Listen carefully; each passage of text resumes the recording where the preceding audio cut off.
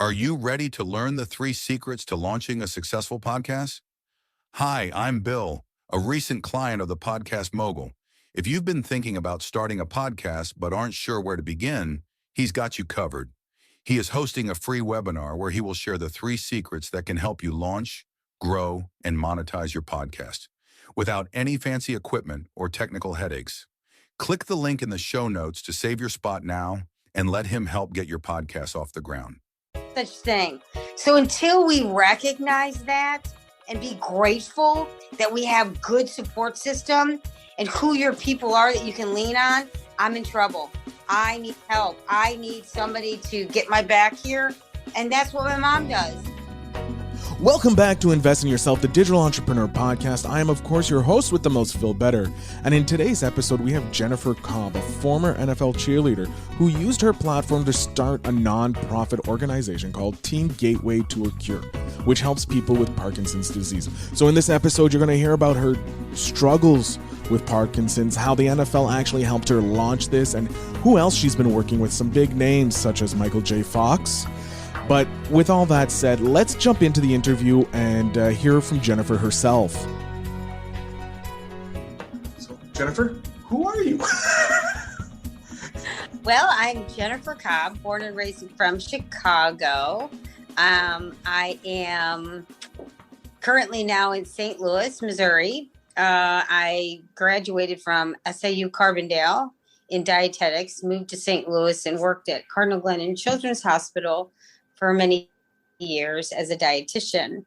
And I was actually driving home from work one day when I heard on the radio that Mrs. Frontieri, the owner of the Rams, was hosting open auditions for the positions NFL cheerleaders for her team that she was moving from LA to St. Louis. And I thought, given that I had some cheerleading background, not professional cheerleading, but more of a college and high school cheerleading, kind of stunting and gymnastic background, I thought, you know what, I'm going to give this a try. I'm not the best dancer, but at least I'm going to go in, have fun doing it, and maybe come out with a good friend or two. There you go. I know. So I just thought, I'm going to give it a try. So I walk in and, oh my goodness, there were all these beautiful women and they were amazing dancers. And I'm like, oh my goodness, I cannot do this. Well, so, my personality is always up for a challenge. And I thought, what's the biggest fear here? I don't make it. Okay, at least I'm going to go home with a fun time. So what did Jennifer do? Jennifer finds the strongest dancer in the room. And I stand right next to her. And I follow everything she does. I watch and study her. I have her critique me, and I work my tail end off. And so the story goes, I ended up making the team as one of the top 40. And so I was on the squad from inaugural season to Super Bowl. So I was part of the team as the greatest show on turf. It was a highlight of my life, and I would never change a thing. I am who I am today because of it. And unfortunately, having stepped off the field, using that platform, I wanted to bring more awareness and educate others to the disease of Parkinson's. My father, Ty Cobb, who was diagnosed right around the same time Michael J. Fox went public with his disease in 1999, he was diagnosed. And I thought, players start charities and their foundations. Why can't cheerleaders?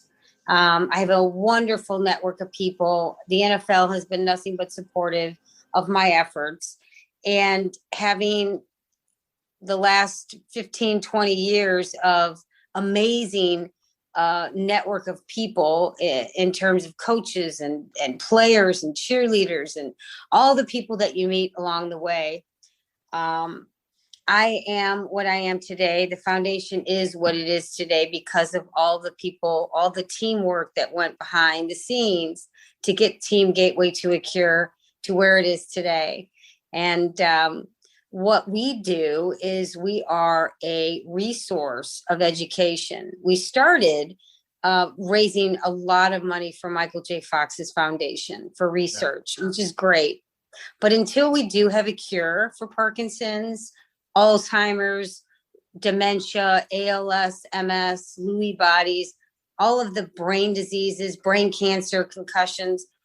There's somebody behind the scene, a cheerleader, so to speak, behind the scenes, behind the four walls of their home. And it's called a caregiver. The one that is cheering on those that are battling the disease, that don't give a pat on the back. They don't get, you can do this. They don't get, hang in there. They do it every day, making sure that the person who's battling the disease is taken care of, that their bellies are full of food, their medicine is taken, they take them to and from their doctor appointments, they put food on the table, they clean the house, and they kiss them on their forehead, tuck them into bed, and do it again the very next day. Mm-hmm. And so at the end of their day, where's their support when they have anxiety, frustration, depression, they've hit a wall? Who's there to lift their spirits up? And so now the insurance companies are recognizing them as the second patient. And so insurance companies are financially helping them out. Support groups through the Muhammad Ali Parkinson Center, the Legacy Care Program, who I'm also affiliated with. I thought there has to be a way to bring more resources back to the caregiver, so that at the end of their day, they can be the best support system or cheerleader for those that are battling. Until there is a cure, there is a race for the person going through the disease for another day of hope and comfort. And that's why the Muhammad Ali Legacy Care Program is so incredibly important. So Team Gateway to a Cure, what we do is we resource out their programs. We allow people to come to our foundation, our website, and help the caregivers in their home through telemedicine support groups, through therapy in the home, donations for low-income seniors that may need a little financial support, that can't get out of the homes, that may need food brought to the home. And so that's kind of what we do. And that's a little bit of Jennifer Cobb. I love it because it touches home, because my grandmother did suffer from Alzheimer's and my grandfather didn't, but one of my ex-girlfriends, her mom has dementia. And my brother lives with paranoid schizophrenia. So my mom's a caregiver. So yep. For me, it resonated, and that's one of the reasons why I reached out to your contact, Fago, to get you on the show, because I really wanted someone who doesn't fit the prototype of an entrepreneur. Because yes, your foundation is a business, but it's not the normal type of business that most people think of when it's an entrepreneur, because you're giving more than you're receiving. Anything you receive, you're giving out, whereas most entrepreneurs, they're receiving all the time, and then they give out their business. So I really wanted you on the show to show that you can be an entrepreneur in any niche, if you will, any domain. That's a really great statement. You know, the fact of the matter is it's a non-tangible. Mm-hmm. It's not financial reward. It's more of a hope, a dream, a wish, a desire that I got this. And what does that look like in terms of support? No, if you are an entrepreneur and you're making bank, make no mistake about it, you got great people in your corner, and you lean on that support system. Same goes for a caregiver. Oh, yeah. You have a really, really good network of people, and you have to say, I'm in trouble. I'm hitting a wall. I need some help. And it's okay. We're all going through it, every one of us in some capacity. And so what does it look like when you hold yourself accountable and you're able to acknowledge those moments where you do hit a wall, where you are struggling? Because at the end of the day, each one of us are going through something. It's the ones that persevere, that reach out to their network of people, because we're all going through the end result, or the common denominator in its results. Mm-hmm. And in a caregiver's world, what does results look like? Muhammad Ali's caregiver, Lonnie Ali, explained it beautifully to me. Mohammed's legacy stands for all the people in his corner that gave him care during his battle of Parkinson's until the end of his day. It was his doctors, his family, his daughter, his son, his widow or wife at the time, his doctors, his therapists, all the people in his team, in his corner, his support group that allow him to be the best version of him while he battled the disease of Parkinson's. And the same goes true for an entrepreneur. You're battling, fill in the blank, until you get to fill in the blank. And so what does it look like for success? And so for me, as a daughter of as a daughter that loves my dad, my role in his life is to love him and remember who he is. He isn't the disease. He's Ty Cobb. And he's funny. He loves to talk and reminisce about old times growing up, fishing and hunting, when he used to take us camping. When we sit together, he loves to watch me cook meals for him. We sit and we laugh and watch comedy movies. We take him for walks at the botanical gardens, take him for a ride and just talk about life. And not what medicines you're on or how's therapy going and how do you feel. He feels pretty much like shit. I mean, I'm just saying it. It's true. I mean, there's days I get up, I'm tired today. You and I talked about it. We don't have that little but you know, it's the energy and it's what we crave and we bounce off of each other. And at the end of the day, that's what all of us are looking for. I mean, we live in an instant gratifying world. Everything's Instagram and Snapchat and fast, quick. I mean, if it's not now, it's never going to happen. Well, you know, if you take a step back and really look at the results of your life, you've got to have one word that comes to the forefront of your mind, and it's called gratitude. Oh, yeah. And I am really, really grateful that I am who I am and that I'm allowed to love my dad with 100% of all of me until the end, and never losing sight of who he is, because I'm going to be there. You're going to be there. We're all going to be there somehow, some way, eventually. And it's really important that we have a good, strong network of people around us. Oh yeah, no. Seeing my mom, like when my brother first got ill to where he is now, and like he says it himself, when he first got sick, he couldn't have any windows open, blinds closed. It was always dark in my parents' house. But now he goes for walks all the time. He's literally like every day he's like, I'm doing something a little more outside my comfort zone. And so like for seeing him, like it's night and day. Like 15 years ago when he did get sick, it wasn't the same. It wasn't my brother Chris. It wasn't him. It was a completely new person. So I'm seeing what my grandmother went through with the Parkinson's as well, and then not Parkinson's. Long day. Yep. It's the A1. Alzheimer's. Thank you. Sorry. Alzheimer's, and her like being in the hospital, my dad visiting him, she going, look at my beautiful hotel room. My dad's like, yes, it's a beautiful hotel room, even though it's a hospital. But you can't, they're more than just the disease. They're still that person, and you have to love them, and just, the disease is there, but it's not them. You can't let them be identified by that disease. No, and I think you and I and millions of others are going through some kind of a struggle. And I think I talk about this so much, and it's so important that we're all trauma bound to some extent. And it's important that we identify the struggles that we are going through.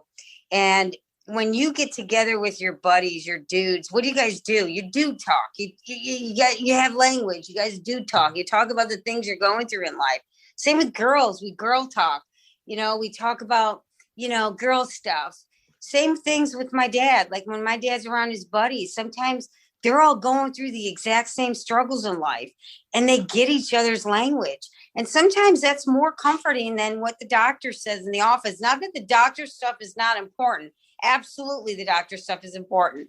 But there's something to be said about your own people around you that get, I mean, for instance, when you post something on your social media page, the next day you get up and the first thing you do is you read the comments. I mean, people relate.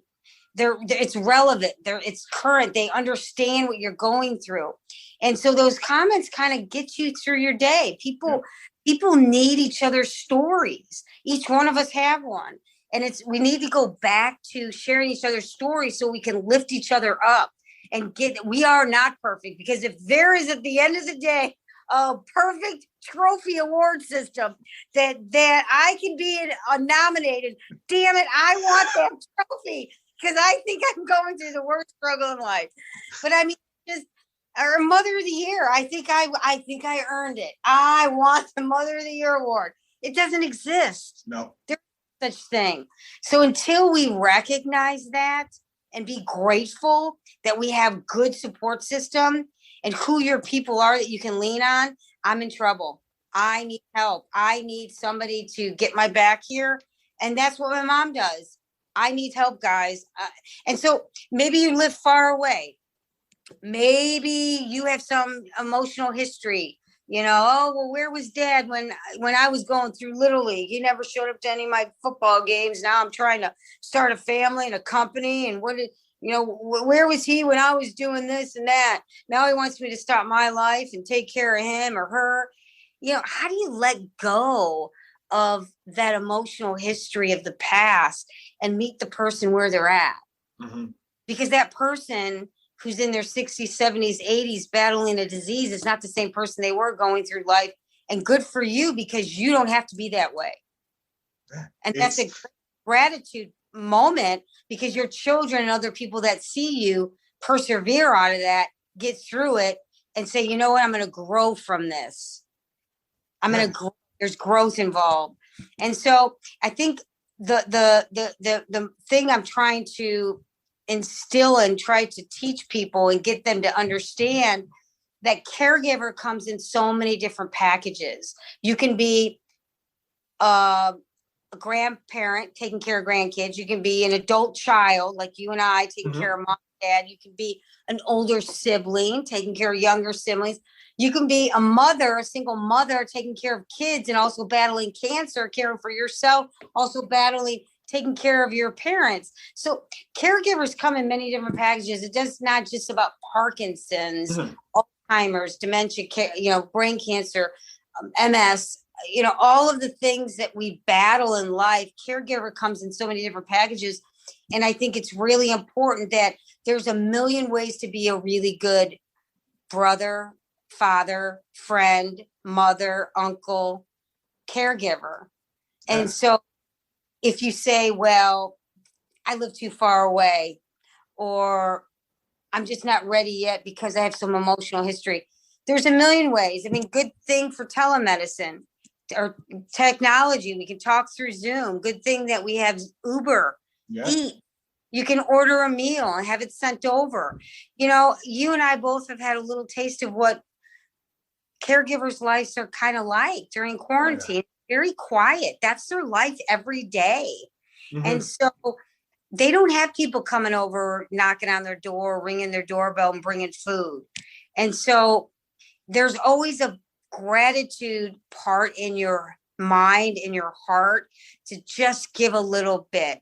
Even if you may have some emotional trauma or history that's doesn't settle so well, send a mail. Maybe have the kids send a note, give a phone call, send an email, just give a call, see how you're doing. If there's anything I can do to help, because that little bit makes a huge difference. Oh yeah, no, I think luckily our generation grew up with love and our parents telling us, you have to show love, you have to show kindness to other people.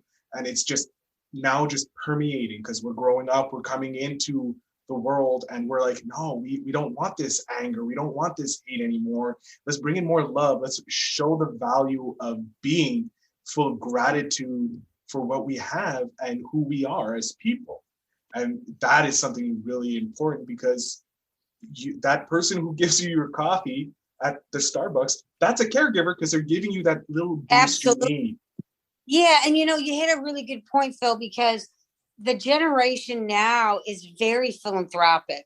They do want to give back. They just don't know how sometimes. And so there's a lot of opportunities, and through Team Gateway to a Cure, you can go on the website. We're getting actually ready to launch the new website here in a couple of weeks. Really excited. Lots of podcasts, interviews. We're actually interviewing caregivers in their home, sharing their stories, that in hopes that their stories will help support others that are going through it. And just a lot of really good information about caregiver support. And through the Muhammad Ali Legacy Care Program, we're able to do that. But it's really important that we recognize that caregivers, like you said, come in so many different packages, and we will be a caregiver for a very long time. I mean, my sons, or my daughter did take care of her younger brothers. I take care of my children. My mom takes care of my dad, and they actually retired and moved from Chicago to Hawaii because my dad's neurologist said, Ty, if I could write a prescription to every Parkinson patient that walks in my door, it would say Honolulu, Hawaii, because he takes half of his medicine when he's there. It's a place of joy. There's no stress. It's the same, temperature every day. There's no bugs. There's no stress. The people are so happy. The Hawaiians are so, laughing and happy, and it's just a place of joy. And when stress is taken away from the equation of life, it makes for you to navigate through life a lot easier. And having a really good support system there to help you makes all the difference. Oh no, I fully agree with you. Like, I think there's too much stress in the world, and but going on your point, like your dad's in Honolulu, I'm very jealous that he gets to enjoy like beautiful beaches. I'm winning here, Phil. Why I'm here in St. Louis. I had a 70 degrees today for the first time, and Ty's been in 80 degrees for the last year since COVID. I mean, he's on the beach with flip-flops and shorts, and I'm in jeans and sweaters. I'm in Montreal, okay? It's snowing here, okay? Like, I want to be Ty Cobb right now. I would love to, for everything. Beach, yes, all day, every day, And that, I think, is the most important thing. I think for caregivers too, is you have to be able to have that release of stress. And being in Honolulu or being in a location where stress is near zero already, that's a cure in itself, because that gives you the energy to go fight the next day for your person you're helping. Yeah, and there's over 1 million people diagnosed worldwide every year that have Parkinson's that we know of. And so Parkinson's is now today, Parkinson's is what AIDS was 20 years ago. And interesting that I bring that up, because there is a documentary movie that I'm involved in co-producing, and I'm also in the movie talking about Dr. Jerry Medoff, who became world famous when he invented the 21 pill cocktail for HIV 20 years ago. And that was a huge medical epidemic back then. Mm-hmm. Now, if you develop HIV, you take one pill and you live a normal life. Dr. Jerry Medoff developed Parkinson's, and today is taking 21 pills for Parkinson's. And so the movie, A Race for Another Day, is unfolding the greatest medical mystery of our time, Parkinson's today, looking at the trajectory of Parkinson's over the next 20 years through our generation, what will happen and what will unfold through these medical breakthroughs as AIDS did over the last 20 years. And A Race for Another Day reveals how important another day of life is to the person battling Parkinson's, and how important a caregiver is in that role. So a race for another day until we do have a cure. It is a race for another day. And that caregiver is such an important role for that person going through the disease. Oh yeah, no, I think, yeah, hey, if he's taking 21 pills now and was able to help bring it down to one pill, guaranteed. I don't even think it's going to be 20 years. I think it's probably going to be in 10 years because technology keeps helping us and our discoveries, marvels just keep bouncing up and up. Like, who would have thought that? Well, and I'm so excited to say this. I'm so happy to say that now we have a pill that actually reverses the damage that Parkinson's has done to the brain. Oh, and you watch the trailer on the website, Teamgatewaytoacure.org. And the trailer shows Dr. Perlmutter talking about this medical breakthrough, which we just revealed, which is really, really exciting. And so post-production and hopes to have it released at the end of this year, hopefully next year. And, if anybody wants to help, fund or make a donation in memory or in honor of a loved one, you can go to the website and we will, recognize their name, not only on the website, but also in the ending credits of the movie. And you can do that through the website, teamgatewaytoacure.org.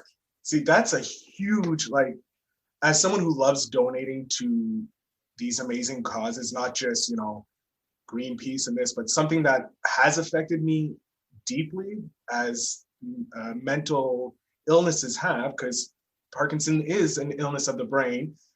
Knowing that I'll be my donation will be cemented, not only on a website that, it can come down, but this is a video that's going to be out forever. It's going to be watched forever.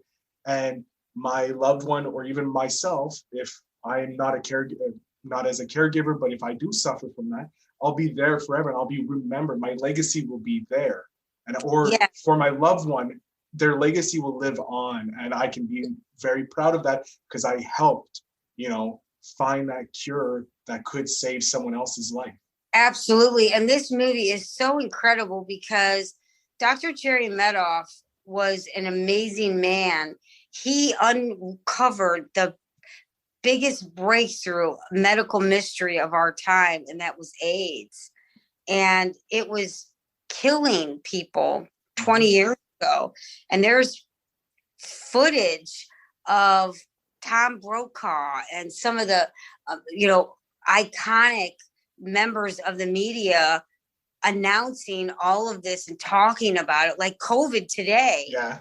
And now, as we fast forward 20 years, you and I right here, is you take one pill and live a normal life. It's just incredible. But it's going to be interesting to see over the next 20 years how this medical breakthrough of Parkinson's unravels through this movie. This documentary talks about how he was just this amazing neurologist, medical scientist of our time, and what he was able to uncover is just breakthrough. I mean, it's just amazing. I'm looking forward to it already, just because the fact that you just told me that there is a pill they have now that can reverse the effects of Parkinson's, that just that blows my mind, because those types of breakthroughs back 20 years ago, it took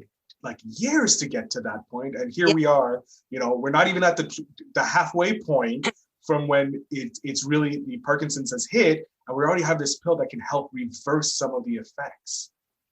Yeah. And some of the other things I can share with you, a lot of these medications that already gone through FDA approval with other brain diseases such as Alzheimer's are now crossing over, and they're using them to treat the Parkinsonian community. So that's been really helpful, because there's a lot of funding that goes into getting those into the last stages of testing and trials and stuff like that. So that's really exciting. There's a lot of therapy, physical and verbal therapy with the Parkinson's disease that has really been positive. Voice projection, Muhammad Ali, the Rock Steady program, which is a boxing movement exercise that's been really, really popular for Parkinson's patients, working on balance and steadiness. And, every time you punch the bag, you have voice projection, you work that, the side to side motions, up and down, back and forth, off the ropes in a ring when you're doing the boxing movements. So that's been really popular. You can learn more about that exercise program on the website, Teamgatewaytoacure.org, to learn more about Rock Steady and how important it is to combat some of the symptoms that degenerate through Parkinson's. Nutrition plays a huge role, keeping stress low, so your dyskinesia and your tremors don't get so severe. As you've seen Michael J. Fox on television, some of the tremors and the dyskinesia, well, that's stress kind of brings that out. And so it's important that you keep your body a little bit, low stress, like Honolulu, Hawaii. Yeah. All right. Your dad's got the cure right there, Honolulu. Every Parkinson's patient is different. Every disease is different. The symptoms are pretty much the same, but everyone has their own disease and they battle it their own way. So educate yourself as much as you can. Surround yourself with good people. Talk about what you're going through. Get some great support groups. And if you are a caregiver, reach out to the caregiver support programs. The Family Caregiver Act, which was a bill that was signed in years ago, now gives tax credits back to those that are actually caregivers that stay in the home. So for instance, if you are a family member and you qualify and you want to stay home with your loved one and not work outside the home, you will get paid to be a caregiver in the home. And I think since COVID, that's been so huge now, because family members want their loved ones to be at the house. They want to smell the smells of their home, the food. They want to hear the sounds of their loved ones. They want to see the sights of their pictures on the wall. They don't want to be in a place where they're not familiar with and nobody's coming around and visiting. And so what does the home environment look like? And so having the Muhammad Ali Legacy Care Program involved, they are so good about coaching the caregiver in the home, having them equipped emotionally and physically to help the person going through the disease in the home. When there is a fall, how to get them in and out of a bed, how to bathe them, changing sheets, administering medication, documenting, intake and outtake, nutrition, support for depression, anxiety, exhaustion, when to reach out, what are the signs. I mean, there's just a whole litany of information that you do not have to do this alone. And I'm so incredibly proud to be a part of all of this and to have Team Gateway to a Cure be a really, really great resource for millions of people all over. Oh yeah, no, I took a gander at the website before, and it's an amazing website, has so much resources for people, and I'm super happy that you connected, because this is important. Like this touches everybody in the world. So no matter who you are, someone who has one of these mind illnesses, these mental illnesses, be it an actual mental illness like paranoid schizophrenia or Parkinson's and all that. Because I'm really happy that our generation is pushing for more help in the mental health area, because it's so important. Like, yes, finding a cure for cancer, finding a cure for AIDS is just as important, but the stress also of dealing with diseases that are hidden from people, because Parkinson's is hidden and it's visible, because you do have the tremors and what's the word for it? The Dyskinesia. But also it affects the mind. It attacks the mind. and not everybody sees that happening because. No, exactly. And there's, when you talk about entrepreneurs, to be the best that they can be going through their life, make no mistake about it, they have a loved one that they're caring for, or they're an adult child caring for their parents, or they're caring for maybe a special needs child. Every one of us is a caregiver in our own right, in our own way. And what does it look like for your own support? So whether you fill in the blank, mental illness, special needs, cancer, until there is a cure for all of this, there's a caregiver behind the scenes. And it's important that we, look to them to support their efforts. You don't hear of a 5K for a caregiver. You don't hear of a fancy dinner auction raising support for a caregiver. You hear for juvenile diabetes and cancer and Parkinson's, and all of that is so important. I get it. But there's always somebody sitting right next to the person battling the disease. And you know who that person is? It's a caregiver. Mm-hmm. There's always somebody walking right next to the person who's walking a 5K, who's battling the disease, and that's the caregiver. And so it's important that we recognize, and I think my voice has gotten even more louder since COVID, because the deafening quietness and loneliness and isolation that these people have and don't voice what they're going through is incredible. And they need to really know that there is a huge network of support out there for each and every one of them. They do not have to do it alone. Yeah, and my mom found that out too with my brother's illness. Like, we thought like no one knew about it, like no one talked about it because it's a mental illness, you can't talk about it. But the more you dive in it, I see these help groups for everything. Like, you're a caregiver, or like I did NAMI to understand my brother's mental illness more. So my mom found that, and it's very important that like people who have these great things for caregivers are going through the exact same thing. They may not be fighting the disease, but they're right there cheering it on, and they get drained just as much as the person who gets drained, the person who has the illness. Well, they don't eat well. They're physically, emotionally, and financially exhausted. They have depression, anxiety. How many times do you hear that when their loved one passes away, unfortunately, of a disease, very shortly after the caregiver goes? So they're in an uphill battle as well. And so, it goes back to saying it's teamwork. It's called teamwork for a reason. Yeah. And we're all in this team effort together. And the common denominator is results. And so whether you want to hide behind and not acknowledge the actual disease, it's kind of ignorant and very immature of you to do that. What you want to do is empower yourself with as much knowledge as you can about what they're going through. So then you can be that much of a better support system for them.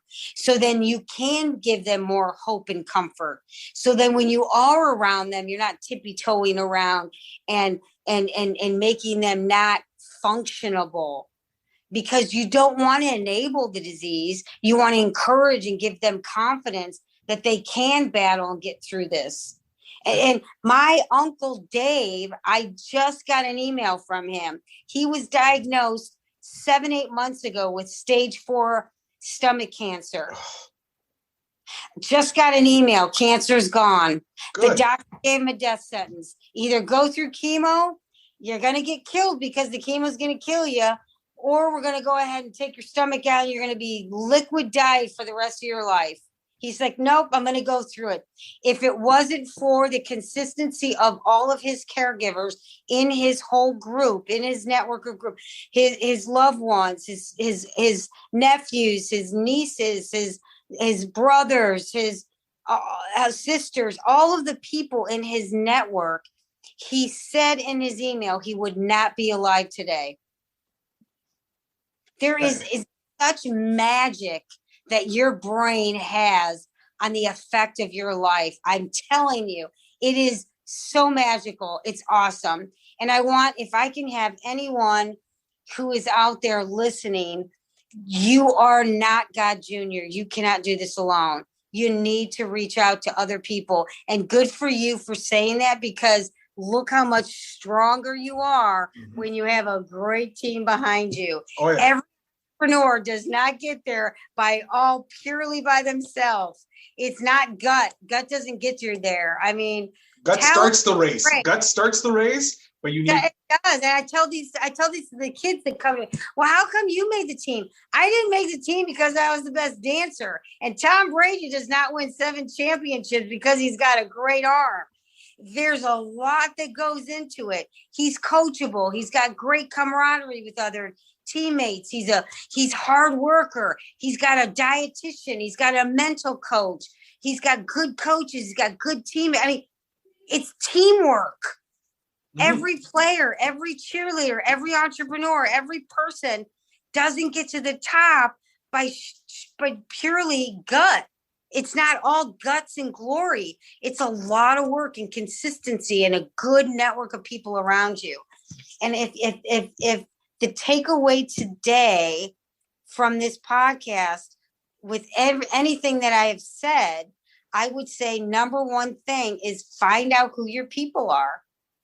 And write it down and put those people in your first phone call too, and it's good that you recognize when you are in trouble, because that's going to be a better version of you when you do reach out. If somebody says, all right, I got these Thursday meals, don't you worry, Jen. Good. I'm going to leave. You're going to take the meals and you're going to take care of cleaning or doing some laundry. Give me 2 hours to myself so I can do some errands or do some personal things, because it's not as easy putting a 70-year-old in the car and taking him to Walmart or Target or to the grocery store. There's a lot that goes in to transportation when you have somebody that has a disability like that. And so it's important for you to recognize all the different adjustments, because there are a lot of adjustments and there's a lot of change. And yes, there is fear attached to all the changes in our life. But what you do need to recognize is that if you want the results to be positive, you have to persevere and you have to look at what your network of people are going to be, who you're going to turn to for that success to happen. So true. It's very true. And I have really nothing to add. You pretty much cemented. This is amazing. First time, I think, any time in a podcast that I've talked this little. And I love it because your message is really true. It's your support network, your caregivers around you will bring you up. They will lift you up. And I see it because the work my mom has put into my brother to get him to where he was able to, live with the windows open, the blinds open, to where he is now. It provided him with the energy and the assurance that he could do it. And the only thing I could pay back my mom, that be a caregiver for my mom, is every month I take my brother for a weekend. He chills with me. We have a great time. Aww. It was hard at first because I didn't know how to interact with my brother because it's a different brother. Yes. And plus I was going through my own struggles and I was scared to reach out. But COVID forced me to reach out, to face. That's great. Yeah, I had a mental break in November of 2019 and started therapy in February. Went on burnout from my work. And the minute I started burnout, I had a therapist and I work with my therapist. She's part of my caregiver. She is, thanks to her, I am where I am today. She is part of my team that helped me get to where I am today. And without her, I don't think I would be started this podcast, connecting with you, learning about your gateway to a cure or your race to a cure, because I wouldn't have reached out for help. And I did. I asked my mom for help and my dad for help, and they got me the help I needed. They put me in contact with the people I needed to start getting better for me, which made me in turn be able to be a better caregiver for my mom and my brother, because I'm able to help them. And I do want to piggyback off of what you said. And this is a really huge thing that I get asked a lot. And I have a really, really great statement to tell people and to say to them. Oftentimes what we do is we want to go in there and rescue. We want to go in and rescue and change and be the God Junior in their life. And honestly, it can be a little bit of prideful on that person because they don't want you to rescue them. They just want to be loved. They truly, truly know that they are battling and there's no turning back. So just meet them where they're at, give them hope and comfort, and just enjoy who they are. It's huge because I'm guilty of it. We're all guilty. Yep. When somebody gets diagnosed or something has changed or somebody's affected, the first line of defense is to jump in there and try to rescue and change. Shh, don't talk about it. No, you can't do that. You can't do. No, I'm going to do everything for you. They don't want to be rescued. All they wanted you to do is love them. And that gives them so much joy. When I sit down and I just laugh with my dad, I know he's got Parkinson's and I know it's getting worse, but I'm not going to talk about it. I'm going to love him and laugh with him and just enjoy Ty where he's at today, because he's not going to go back to being 40. When I used to look at him when I was a teenager and he was this hero in my eyes, he still is. He's just battling a disease, and I still love him no matter what. He's a better hero because he's now battling something more, and every day he perseveres. He's a bigger hero. In my eyes, he's a bigger hero. Anyone who fights an illness, in my eyes, is a superhero, because the amount of effort it takes, just seeing my brother every day go fight and be like, okay, I'm going to go out and I'm not going to listen to the paranoia in my head, and that is huge. And then your dad finding reasons to laugh, even though he's battling Parkinson's. That's a superhero mentality in my mind. Superheroes. It goes back to emotional, mental happiness. When you're struggling and you have somebody that you talk to about it, and the first thing they say, they try to, just let it go. Okay.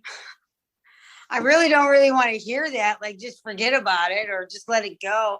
Sometimes you just want to talk about it and just listen to what I'm going through, and don't try to rescue me. Just acknowledge that I'm having a tough day or I'm going through something, and just be there for them. Just love them and give them hope and comfort and be understanding. And so one of the things that I talk to kids when I go and talk about the children as caregivers, which I'm starting the early stages of writing a children's book about the views and the ideas for children as caregivers, is how important it is for them to recognize gratitude in their life and how important a gratitude journal is. And one of the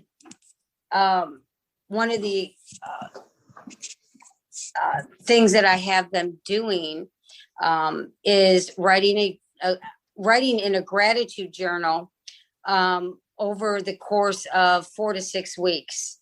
And it's actually part of their curriculum at school. And they get the journal out and they write one word every day, right before school. The first 30 seconds, every kid writes in their little book one word. And over time, you'll eventually have 1 week, 2 weeks, a month, 2 months, 4 months, then eventually a year. And you look back at all those words over the course of time. And what it does is, number one, it allows the kid to take a step back and look at where they're at in their life, hold themselves accountable to what they're going through, evaluate the life situation of what they're going through, but also holds them accountable to understanding the emotion that they're going through. And so what you'll recognize is that generation doesn't have gratitude in their life. Everything is so instant. I mean, we live in an instant gratifying world right now. I mean, it's instant food, fast food, 99-cent supersize on every corner. It's Instagram, Snapchat, everything's now. Oh, you had me on red. I've been on red for 30 seconds. Oh, do they don't like me? Nobody liked my Facebook post. It's only been up for 1 minute, Jen. Are you kidding me? I'm just like, so you have to be grateful. So what does it look like to go back into that gratitude time in your life, and how do you hold yourself accountable for gratitude? And so even if you write one word down and be grateful, even if you don't write it down, you say it to yourself every day. I'm going to say something that I'm grateful for every day. You will be amazed at how your your mind changes, and how much happy you are, and how much more of a step in your day, happier step in your day that you have, because you've recognized a little gratitude in your life. Oftentimes what we do is we beat ourselves down so hard because we have this mentality of being so perfect. Mm-hmm. Perfect doesn't exist. Again, if there is a perfect mom's trophy at the end of the year, damn it, Jennifer Cobb is #1 nominated, because I think I'm a badass mom. You are. I know. Well, see, and the thing I want my children to know is I'm more than just a badass peanut butter and jelly maker. My legacy of me is more than just making great pancakes in the morning, right? Mm-hmm. And putting their laundry away. My legacy is my heart, the things I do outside the home, the things I'm grateful for, how I hold myself with my character as a person, and what my life looks like outside the home. And that's one of the reasons I started Team Gateway to a Cure, is I wanted my children to see that I'm more of a mom. I'm a mom in the home, but outside the home, I'm, a different mom. And I want my kids to have gratitude in their life, and that they will instill and be able to use that in their lives when they fly away from the nest and start their own lives in their own way. So that's kind of one of the takeaways that I want. I'm hoping that the people that listen to this podcast today will take away from my words. Oh, for sure. The gratitude I have already for you for this conversation. So everybody knows, we started at a low because we were both exhausted. Jennifer's been up since 4:30. I've been podcasting since 5 p.m., like back-to-back podcasts. And we started at low, and I'm already energetic. I'm ready to go for another 6 hours just from talking to you, because I have so much your energy is so positive. Like, you were a caregiver for me just doing this, and you boosted me up, and I can go for a couple more hours. Well, you can keep me in that circle, Phil. Good. I'll be in your network of people. I love it. I'm in your network. You need anything. Absolutely. I would love to help you out with anything you do, because I fully support the foundation that you're doing, the work you're doing, because it has touched me.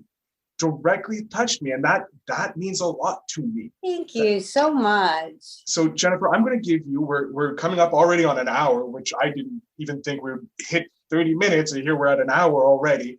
I'm going to give you a full chance to pimp out everything for you. 5 minutes, whatever you want to promote, your movie, the documentary coming out, your website, where we can meet you, where we can find you on the internet, so that people can support you and show you the gratitude that you deserve. So give me 1 second, going to jump off here. Boom. The floor is yours, Jennifer. Oh, yeah. So the website is www.teamgatewaytoacure.org. I am on Facebook, Team Gateway to a Cure. I'm on Instagram, Team Gateway to a Cure. I'm on Twitter, on LinkedIn, Jennifer Cobb, Team Gateway to a Cure. You can find me on the website, www.teamgatewaytoacure.org. There's and all the Facebook, Instagram, all social media is on the website. We're getting ready to launch the new website in about 2 to 3 weeks. It's going to be so awesome. There's a trailer for A Race for Another Day, the documentary movie. I have my children's book's going to be coming out about caregiver support. And oh golly, what else? I've got some stuff that I'm working on with Marshall Falk that I'm going to be working in the next couple of weeks. I'm also doing a summer camp with a couple other NFL football players in Vegas in the end of April, talking to kids about caregiver support, confidence, and perseverance and nutrition. So yeah, I've got a lot of stuff coming up. I'm really excited. Oh, I'm super excited to see it all and connect with you and help you build out and grow your network and give you more caregivers and give you more help to grow and help find that cure for all the mental illnesses, specifically Parkinson's in your case, because it hits home for you. Yeah. And just, remember that until there is a cure, you all be as best of a caregiver as you can. Don't try to jump in and be the rescuer. Just be the lover. Just love them, give them hope and comfort, and just enjoy where they're at and who they are. I best words to finish the podcast. I can't sum it up better. Thank you so much, Phil. I've had such a great time. I want to come back on. You are more than welcome. Yes. You are 100% more than welcome to come on, hopefully on a less tiring day to see what the conversation can go. But of course, the invitation, you can reach out to me and you'll be more than welcome. I would be happy to put you in touch with as many people to help you grow and get you on more podcasts if you want, because, hey, that's what I can do. Oh, thank you so much. God bless you and your family and all your loved ones, and good luck with you and to you and all your endeavors that you're doing and working on. I can't thank you enough for having me on. The pleasure again is all mine, Jennifer. Thank you so much, and God bless you and your family. And I know, because I can feel the energy, the positivity, and the gratefulness that you have, and the sincerity. You will. Well, you already are a huge success. It's going to be even better with this movie, this documentary, and I can't wait to see it all up in golden lights and that for you. Oh, thank you so much, Phil. Talk to you later. Have a great day. Okay, bye-bye. Guys, I was so impressed talking with Jennifer. She's so relaxing, so energetic, and so passionate about finding the cure, mainly for Parkinson's because of her father, but she just exudes this pure passion that I love when you're just talking with entrepreneurs. She's just amazing. I would highly suggest you guys check out Teamgatewaytoacure.org on Facebook and Instagram. It's still the same thing, Team Gateway to a Cure. Go support her because Parkinson's needs to be eradicated, and this is the opportune time to do it. You have the abilities to do it if you're an entrepreneur. You know what it's like. So that's pretty much it. If you enjoyed this episode, make sure you share it with a friend. Let them know how they can help people with Parkinson's, because I know it affects so many people. And remember, ladies and gentlemen, invest in yourself.